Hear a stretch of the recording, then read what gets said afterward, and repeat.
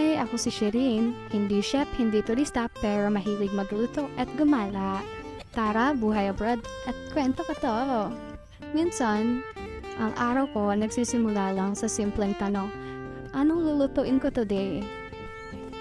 Hindi ako chef, pero dito sa kusina, dito ako nagre-relax. Dito ko nakakalimutan yung pagod. Today, gumawa ako ng creamy mushroom meatballs. Simple lang. Pero alam ko magugustuhan to ng asawa ko. Habang hinahalo ko to, naiisip ko. Minsan, ganito rin ang buhay. Halo-halo, minsan magulo, pero eventually, nagiging okay din.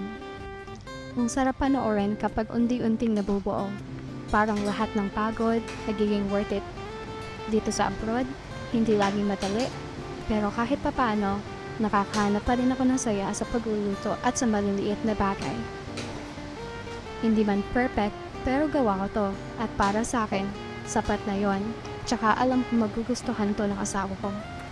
Again, ako si Shireen, hindi chef, hindi turista. Samahan niyo ako sa susunod kong mga kwento. Creamy mushroom, meatballs, tara!